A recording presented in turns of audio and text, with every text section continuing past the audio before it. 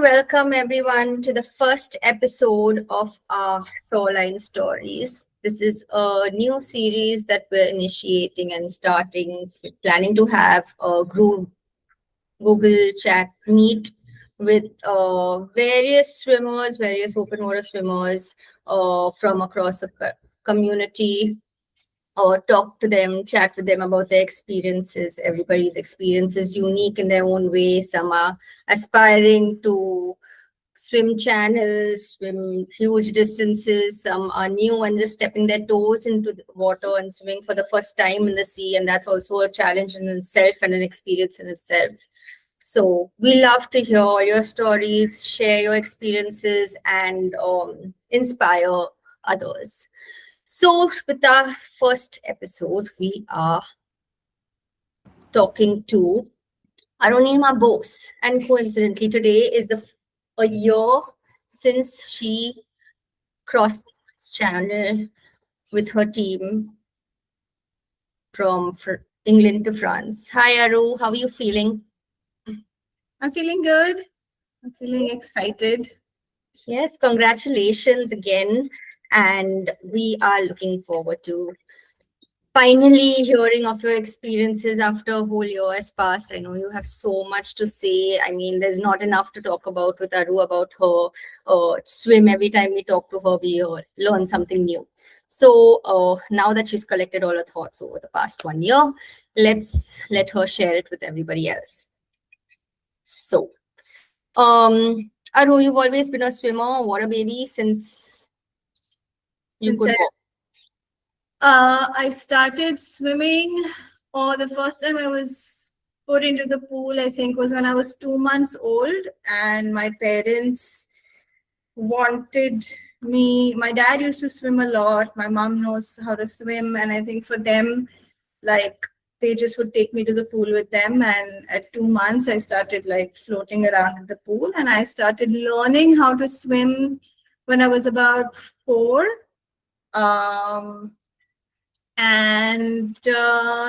Started learning, then started competing when I was around 5-6 years old in school competitions, and then inter-school competitions, etc. Yeah. So you were swimming all your life. Did you take I guess normally everybody takes a break. You took a break. Yeah, I was swimming. Yeah, I think my entire school life was centered around swimming training. Most of my close friends were always swimmers, because you just end up hanging out together. And then when I was in college, I kind of stopped swimming, and college, masters, the beginning of my work life, I quit swimming. Both because I think I was tired of it, and also because I think once you are, away from home, college life, I was exploring other parts of life. And I kind of, at one point, I think the smell of chlorine and the whole process of putting your cap and goggles on was, it just gave me the ick, and I avoided it for many years. And then I think for 7 years, I took a break from swimming, and training and stuff. Yeah. But the universe and life always has its way on, and it has its plan for you, and it finally brought you to Goa. Yes. And then you were introduced to open water swimming, and then got the bug. Yes. Coming to Goa, I mean, I've lived in cities where I've always been close to the sea, but I never would do open water swimming. There would be beach days and jumping off boats and all of these fun things, but it was never like, let me train for sea swimming. Moving to Goa, meeting Goa Open Water, the guys from Goa Open Water Swimming Club, Nicole, you, Elias, Minal, that kind of, the fact that people were doing this in Goa, like, I was like, oh my God, this is in my backyard. And that's when I started coming back. That's when I came back to swimming, and specifically started open water swimming. Super. Yeah, the community is really encouraging and motivating, and you've been participating in races and swimathons, doing exceedingly well. But I think you used to swim around 5 kilometers and then started getting competitive of that. What made you decide to take on this marathon challenge? Well, Nicole knows the answer. It was Nicole. I had stopped competing and I was now doing races for fun, for the joy of swimming. And of course, like teamed up with Nicole, who's also been an athlete through her life. She was like, what is this swimming for fun? You should, if you're competing, you must compete to win. And I think that fire is what you kind of like, stoke that fire within me again. And as much as I complained about it, I also enjoyed the rigor and the discipline and the focus that you have when you're actually training for something. It kind of it allows you to create a path for your day, for your life, a really beautiful routine. And yeah, and I think last year the opportunity came to us when there were other swimmers, specifically from Bangalore, with Swim Life, thanks to Tejas and Satish sir. They were looking for a swimmer, and Nicole called me up and she was like, listen, there's this opportunity, don't overthink it, just talk to Tejas. And of course, before I had even decided to talk to Tejas, I had like made this whole story in my head about how, oh my God, it's too soon. I don't know how I'll do it. I live in Goa. It's too hot. It's called, what is going to be too cold? It's the English channel. Do I deserve to swim in the English channel? All of these thoughts came to me. And then I was like, okay, let me just have that conversation. There's no harm in having the conversation and then deciding according to that. So yeah, I mean, it was thanks to Nicole kind of pushing me towards it and like sending Tejas my way. And like, of course, Tejas also is someone who very gently will kind of nudge you in the right direction. And other open water swimmers and a lot of swimmers in Bangalore also know this, that he will just make the universe conspire to get you to English channel and swim the channel. Yeah, so the day I kind of decided to swim, I think I was just locked in and I was like, okay, I'm gonna do it. Because I think the one big thing for me mentally was, I don't deserve to swim in the English channel. I was like, what have I done to swim the channel? Because you need to be a certain kind of swimmer. But the more I started researching on Instagram about, the kinds of people who've done open water swimming, it was all kinds of swimmers, fast swimmers, slow swimmers. I lost connection. Okay. Yes? Am I audible? Yes? No? Yes, you are. I think I just lost connection. Sorry about that. Yeah. Yes. So as I was saying, just a lot of, I researched a lot of different kinds of swimmers from across the globe who were training to swim the channel, and they were not like, they were never like, many of them swam as kids, many of them had just learned to swim, and it was, for them, it was just a goal that they had and that they were like working towards that goal. So when I saw that there's so many different kinds of swimmers,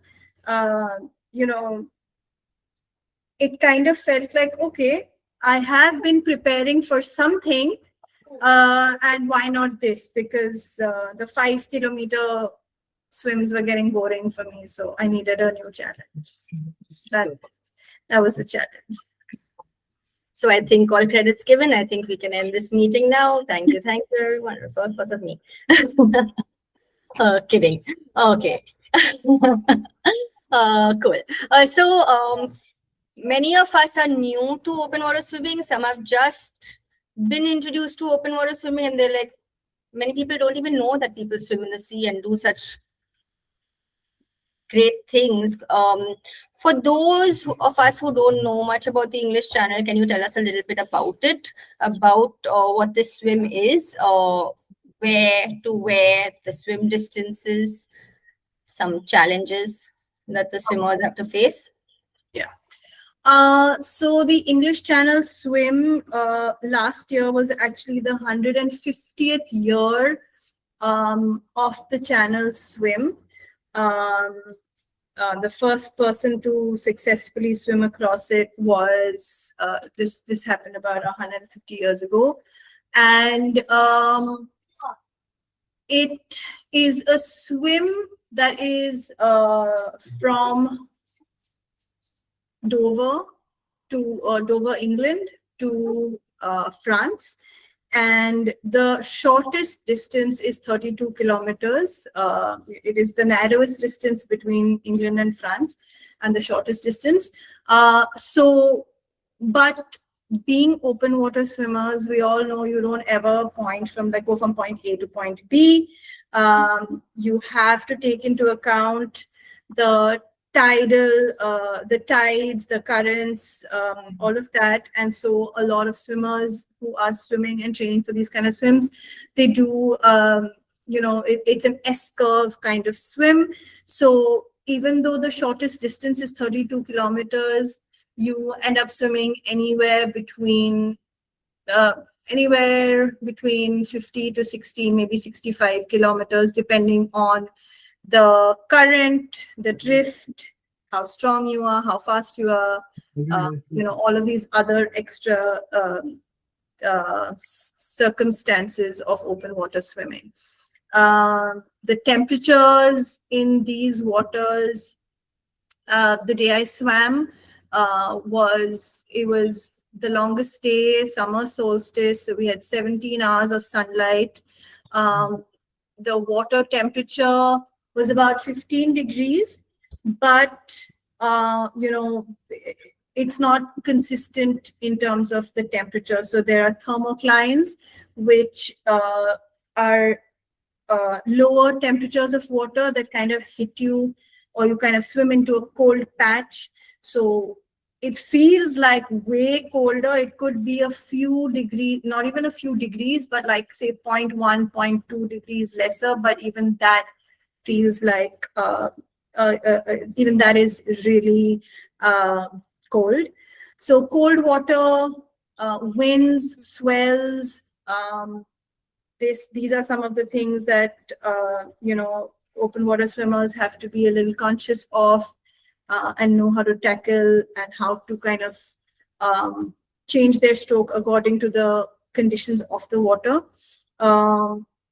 And apart from that, there are no sharks. That's one. I mean, there are no like sharks that can harm you. There are small sharks that do not like come and bite you. No sharks. Of course, lots of jellyfish. And in the club, I'm known to be one of the people who gets stung by jellyfish. And of course, on the last leg of my swim, I did the last 5 minutes before I was done with my last leg of the swim, I did get stung by a French jellyfish. So I got my French kiss. But yeah, jellyfish, then other fish, there are a lot of seals, dolphins, again, different kinds of dolphins, seals that do show up. Yeah, marine life, but they don't bother you. Even in Goa conditions here, we've swam with a lot of marine life that don't really bother you, because they don't love us as much as we think they do. So yeah. Yeah. So for related to the temperature, you had to swim in around 16 degrees, and just to have a relation, in Goa, we are very comfortable swimming in temperatures around 32, 35. I mean, winter temperatures are, yeah, not 32, 35 in Goa. 28. Yeah, yeah, yeah. 26, 26. 26, 28, sorry.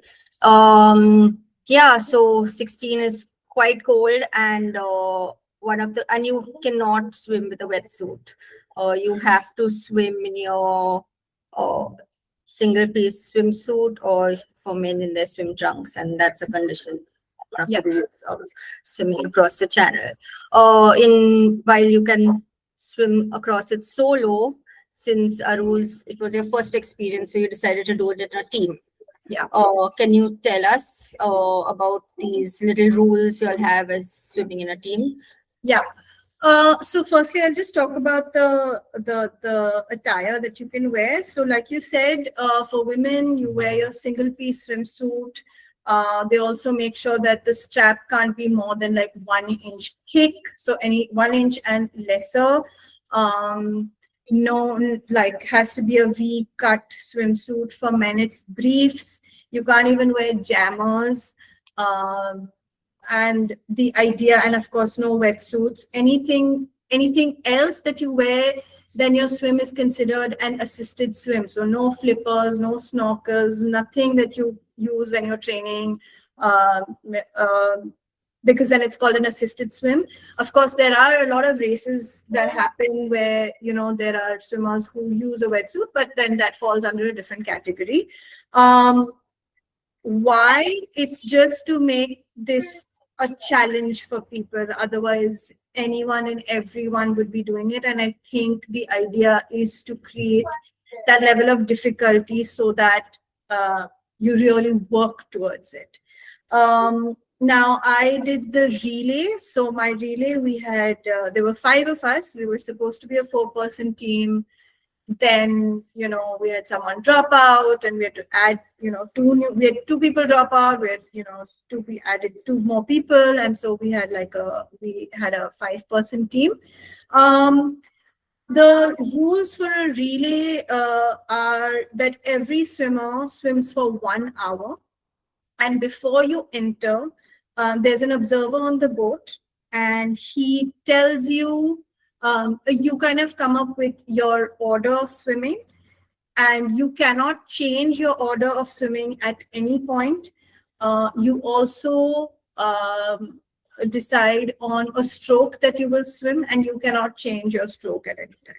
So you do this until you start in England, and then all the way to France, you move in this manner. Yeah.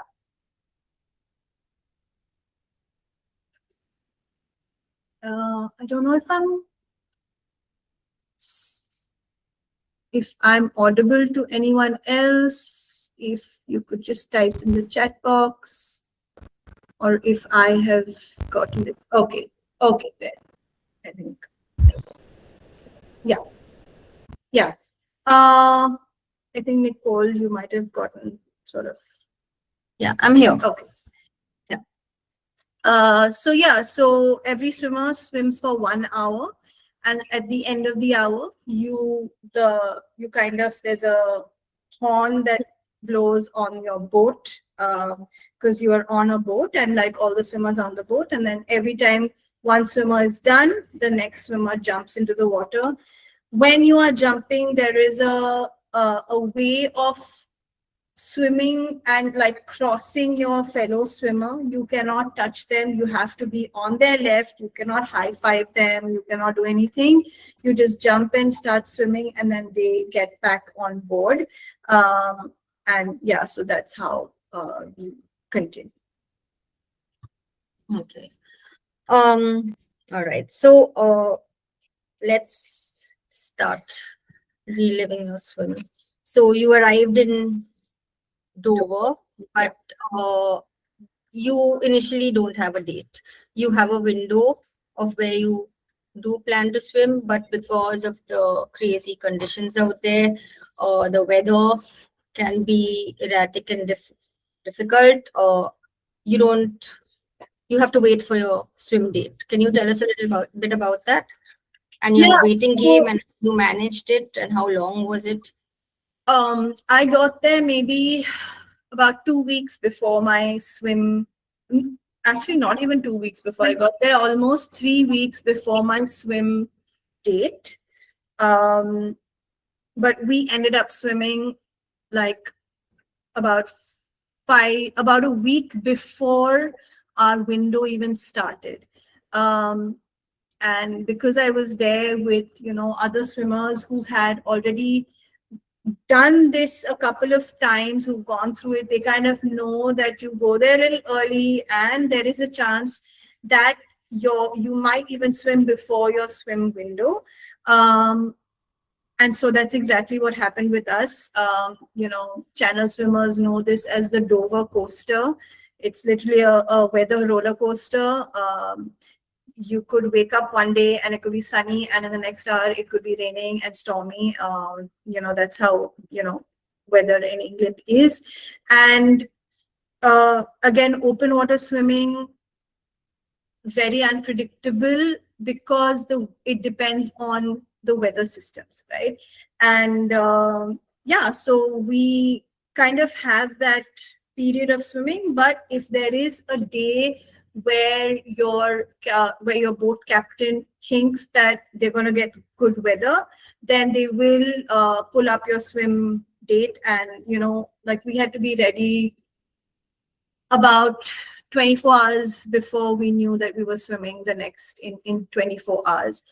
And but before the swim, we were there training every day at the channel training area, just doing loops of a particular marked out spot. That's a really beautiful spot because there were swimmers from all over the world just training, either solo swimmers, then there were para swimmers, there were uh, teams that were doing fundraising for different charities. There were relay teams training there. So it was really it's a really nice sort of lovely place to be training at, because everyone knows, like, everyone who's there kind of has this one goal, which is to swim across the channel either solo or with a team. There are people there whose date is like 3-4 years later, but if they have the chance to come and train in Dover, they come, train, get used to those cold water situations.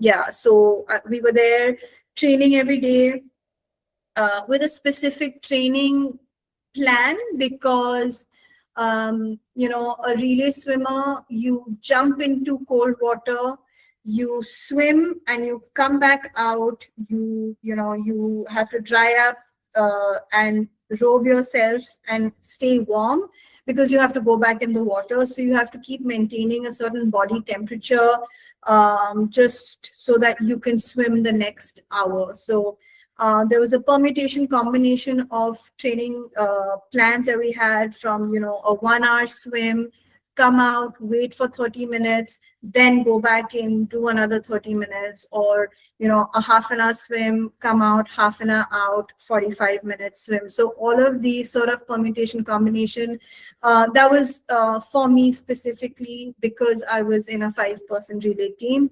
But of course, if you are there in a relay team with 3 people, 2 people, or doing a solo swim, then you're there for like 3 hours, 4 hours, 5 hours, and you're training.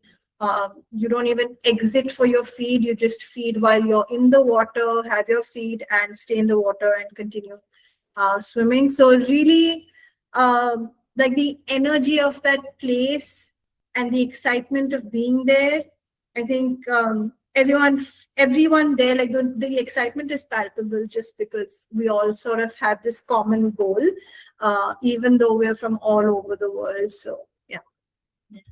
I remember you sending us pictures of how frozen you were all covered up in layers and layers. And being in Goa, we never get to experience cold weather hardly. Our waters are warm. I mean, yes, you reach there and you get a chance to acclimatize to the cold, but how did you prepare for that before reaching there? because we don't get to experience cold water, and once it gets into your bones, you really Yeah, yeah. So, of course, had to mentally fight the fact that I hate cold weather and cold water. Um, and there were two things that I did. One is did a couple of ice baths, so just sitting in ice cold water. So a lot of people that do ice baths for recovery will do like say 5 degrees, 8 degrees, 10 degrees. Because my plan was not to be there for like not to be in such cold water. I kept the temperature at like 12 degrees, and I would do like sit in it. The first day I did it, I wanted to cry because I was like, I cannot believe I have signed up for something where I have to be in the cold for so long. So the first time I did it, I went into the ice bath, came out, then went back in, came out a few times, and it was always like, okay, till my knees, till my chest, and then like submerge or whatever. So did a couple of ice baths, and that was an exciting new thing for me to do. And I think the last ice bath that I did was about 40 minutes in like 14 degrees of water, which was the longest that I had done. Being in an ice bath was, of course, to focus, like the biggest thing was to focus on my breath and to not sort of put my body into this like situation of panic.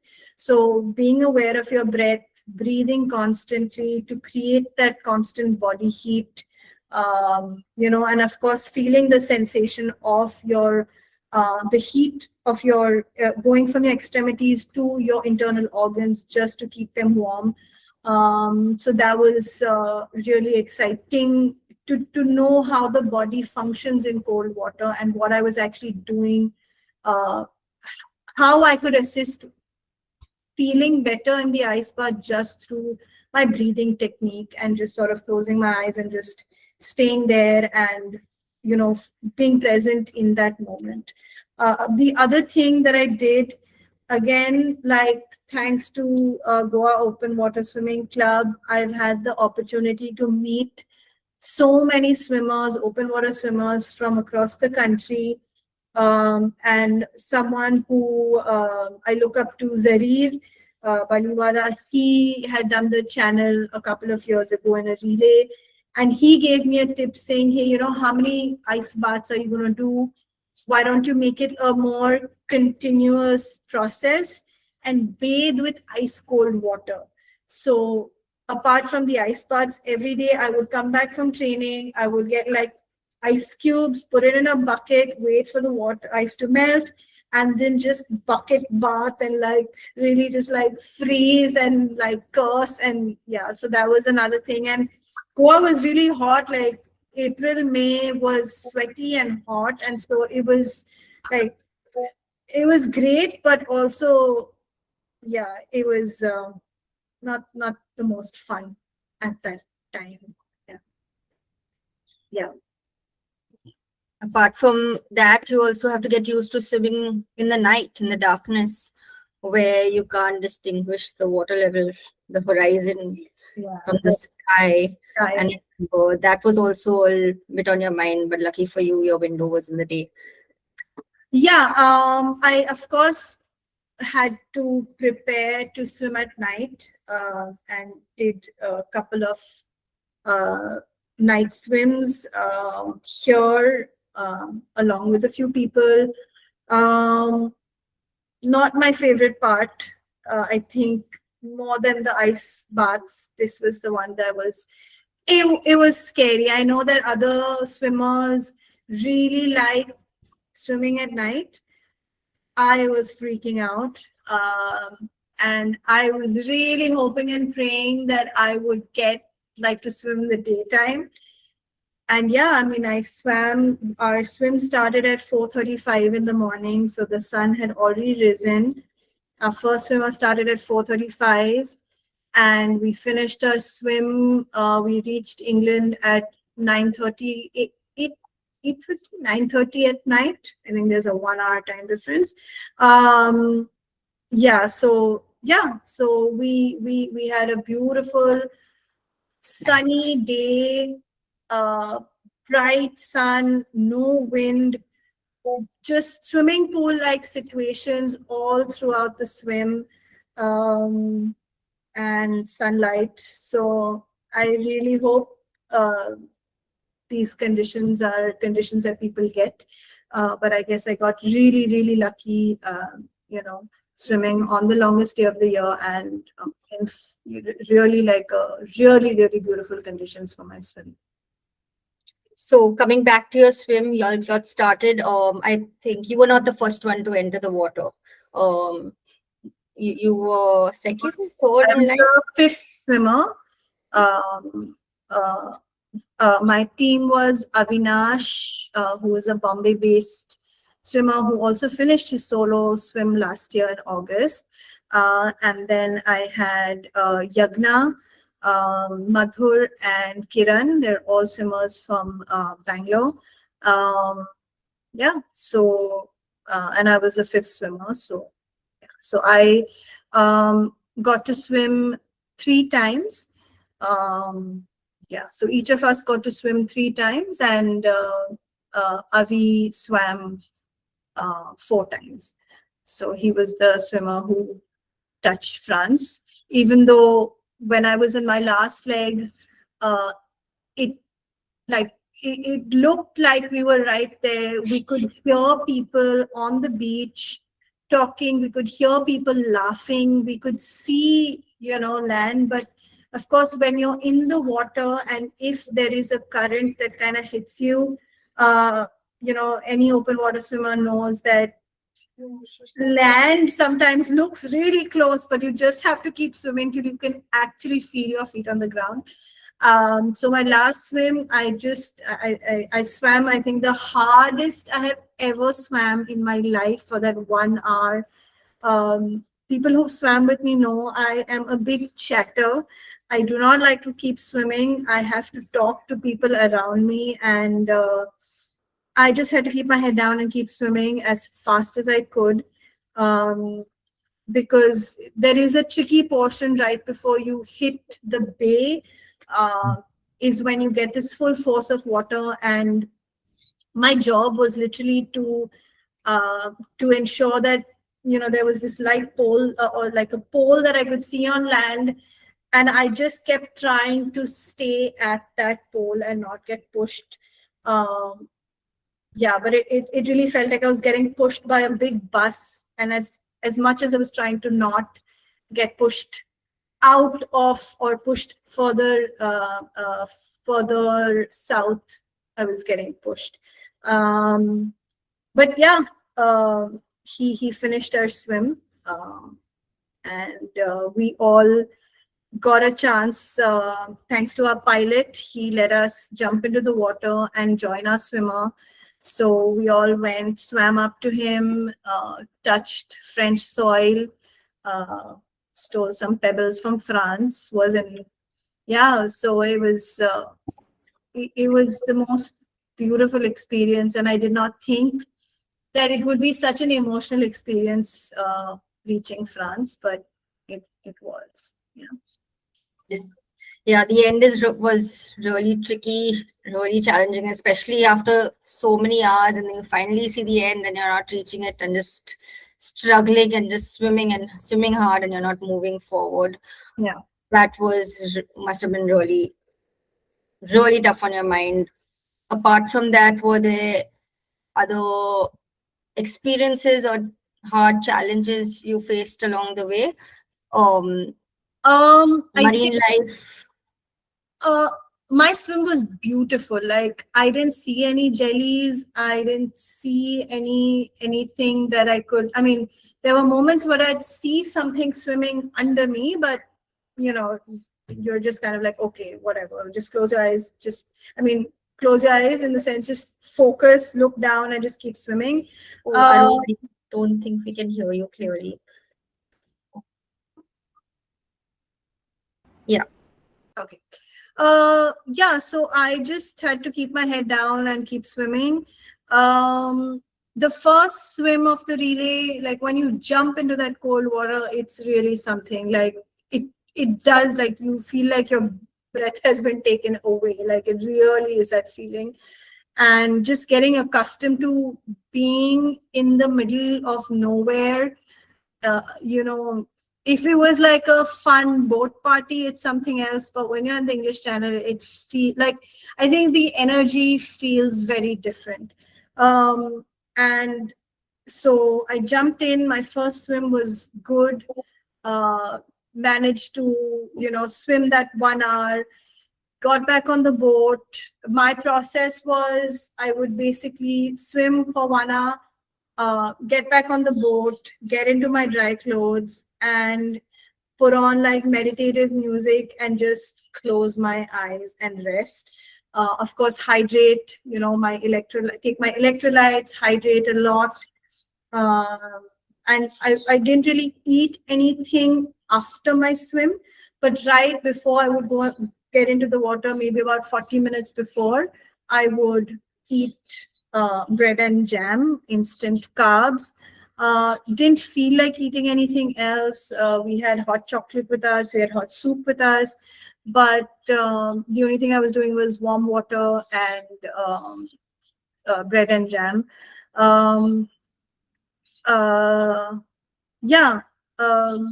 So I tried to kind of tune out of everything by just meditating when I would get back on the boat. I didn't want to get distracted by anything else, so I would just kind of really just contain everything within. And the second swim that I like, my second swim, the second time that I jumped in, I think maybe half an hour before that, I was like, do I really want to do this? Like, because now you know that it's cold, like it is cold, even though you've trained for it, even though you've prepped for it, it just hits differently. And I was like, oh my God, I have to jump back into this cold water. And I was so close to being like, guys, I think I'm done. Like, I swam for an hour, I'm good, I just want to go back home now. But of course, like, I think it's just an athlete's mindset where you're just like, hey, you've got everything in your favor right now. Just have to show up, just, talk to your mind and jump in and just, have faith in your training process, have faith in your team. And, it really was a team effort because I like, when I was swimming, I could see my teammates on the boat, very encouraging, watching you, telling you to kind of just keep at it. And that's, it was really like, for me, that team is something that like holds a very special place in my heart because of this shared experience we had. So the second swim was tough to get into. And the third swim, the team like had just like really hyped me up because they were like, we're almost there, we're almost at France. So then I was really excited to just get to France because we were so close. So very different moods all throughout. Okay. And the channel is also an open shipping channel. Um, how was navigating that? What all did you see along the way? The water, under the water. So there is so it's an open and one of the most busiest shipping channels in the world. It is also, apart from a shipping, I mean, they also have a ferry service across between England and France. And these are massive, massive, like, I don't know if you've been on a cruise, like 3 times the size of a cruise ship, like huge ships, going across that channel. The beauty is that so there is basically a shipping channel, so a path for these cargo ships to go. There is a path for your passenger ferry ships to take. And then for your swimming, for the swimming channel, it is again a different sort of trajectory that these swimmers and these boats take. And thankfully, we live in an age of GPS, so all your pilots are, they're on different channels, so they know which ships are crossing. They know, like, and we had like 3-4 other swimmer boats close to us, so we kind of could see different, swimmers. At some points, we could see like, another team's boat maybe 200 meters away. So we were all very aware of like different swimmers in the water. I mean, boats for swimmers in the water. But yeah, if you are swimming, into a portion like after a big ship has passed, the swells from that are huge. So even on a flat day, we got big swells after, these big boats would pass us. But all in all, a very safe way of swimming, because everyone is radioed in on different channels, and there's constant communication between the Coast Guard, between like the different pilots on boats. So that way, very safe.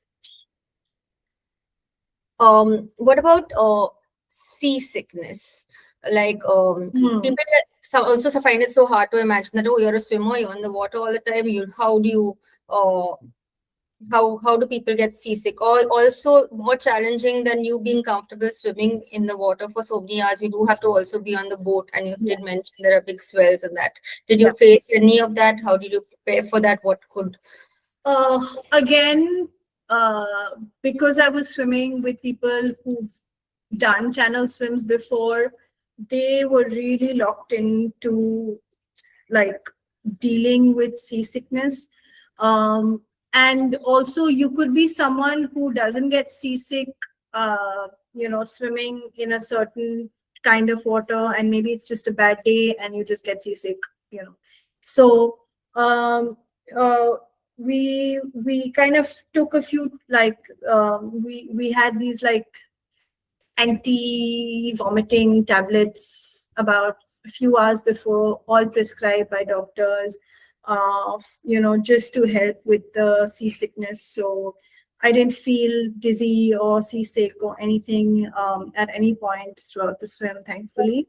But yeah, even if you take medicines, if you are swimming on a very choppy day with like large swells, it's very easy to get seasick.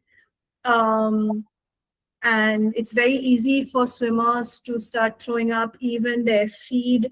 So if you're doing like liquid carb, your electrolytes, whatever you're doing, it is possible that even if you've taken a medicine, you will throw it up because of the conditions. And then it really becomes two things. Is one, the swimmer, if they're able to keep swimming, and the other is if your observer thinks that you are slowing down or you're not swimming, that you are a risk to yourself, then they will abort the swim, and that's it. So the observer plays a very important role in checking how you're swimming, in checking that you are not getting hypothermia. So they will sort of engage you in conversation once you've come back on the boat, just to check your symptoms, your signs, if you're focusing, if you're not slurring, and all of this. So the observer kind of decides whether you go back in. If you're slowing down, is it because you're fatigued, or is it because you are moving towards hypothermia? So a lot of those things the observer kind of looks at. Yeah. Wow, we have so much to talk about. Now you've ended your swim. There's so much adrenaline and excitement. Yeah. But it's not really over. Yeah. I mean, you think your swim is over, but there's also cool down and recovery after. Could you tell us a little about that and what people do need to focus on and be aware of? After such a marathon swim, your body is so warmed up, you've hydrated, you've done so much. You need to.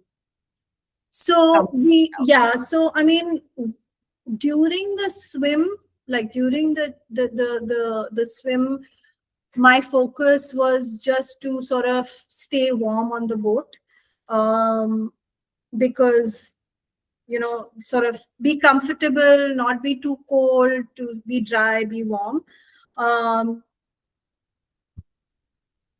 when we got back, so once we got back after we finished our swim, got back on the boat, we all sort of, ate. I think we ate like ramen, like noodles, instant noodles, because that was the thing that we could eat. It was nice and warm, and I think everyone just passed up. And a 16-hour swim. We went from England to France, and then France to England was like 2.5 hours back on our boat, and in 2.5 hours we reached back. And I think the next day I didn't do anything, but I didn't do anything like physical, but it was a lot of, I needed to hydrate a lot, because each hour I was burning like about 800, 900 calories. So, the day after was, let's go have a big meal, keep hydrating, because, any sea swimmer knows that dehydration is sneaky. And because you're in water, you don't think that you're getting dehydrated. But, you're peeing while you're swimming, you're sweating while you're swimming. So there's a lot of fluid loss. So for me, it was just making sure that the next morning or the next day I was well hydrated, well rested. Now, because it's cold water, I didn't feel any muscle soreness the next day. One, because it was cold water, and I think also two, because I had really increased my training volume. So I was training way harder than my channel swim, I feel. And that's kind of what it should be, that you really go intense in your training period, so that when you're doing a 2K, a 5K, a 10K, whatever, that is not the hardest swim. You're like prepared for that 10K. So, we also get to meet a lot of swimmers, say, who are training for Ironman or training, 1.9 kilometer distance or a 3.8. Always train up. So if you're doing a 1.9 swim, train for a 2.5. If you're training for a 3.8, train for a 5K. If you're training for a 10K, train for a 12 to 15K. Just in terms of having, like, training your body to a certain level, so that your main swim day feels like, oh, a light swim. So yeah. And no, what was your, I mean, we just missed this, but what was your nutrition along the way? Or Oh, I was very happy because I was eating a lot of carbs and a lot of fat. And I was very excited to get fat. Now, not so excited.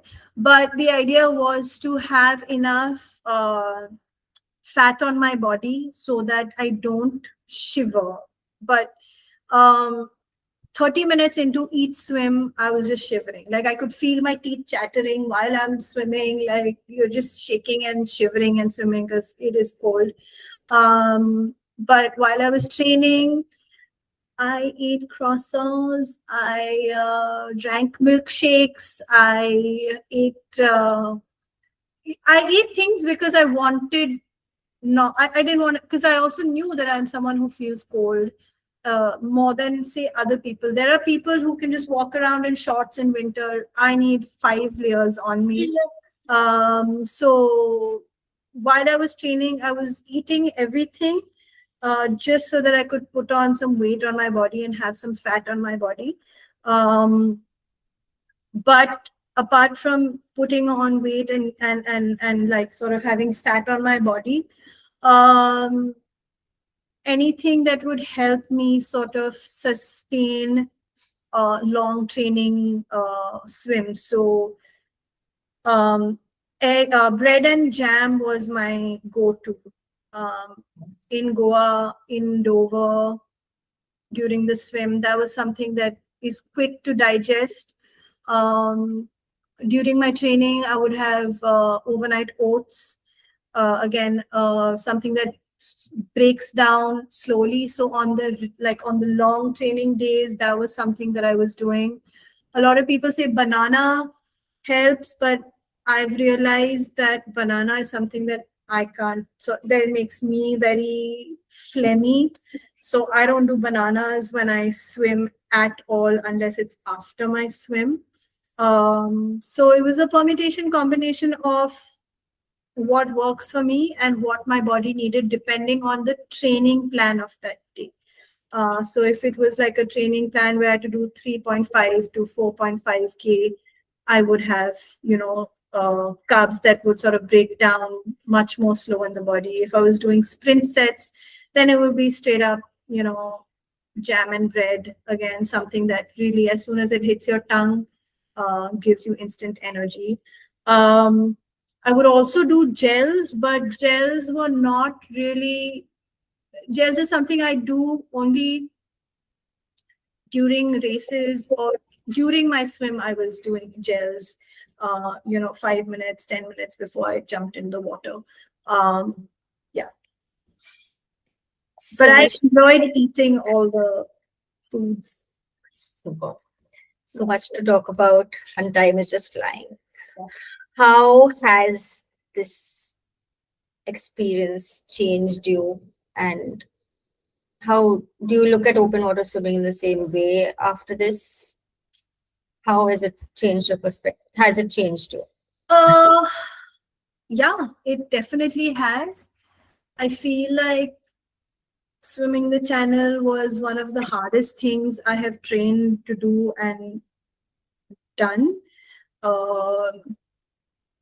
And it's exciting to think about other marathon swims, other long distance swims, uh, maybe other channel swims. But I think something that really changed for me with this swim was how I look at anxiety and fear. I think that has changed because um, you know and I think open water swimming and the practice of open water swimming is to address anxiety and fear, because you go into these situations that are unpredictable, because it's not like we live in the sea. It's not, and we know that conditions can change from moment to moment. Um, and You don't mess with the ocean. So I think after this swim, uh, it just rewired my brain to deal with my overthinking and my anxious patterns very differently. Even in my training, while I was training physically, while I was doing a certain kind of nutrition, I was also training my mind. So I would do a lot of meditation, breath work, um, guided meditation, visualization, breath work, um, to stay in the moment and to be present in that moment.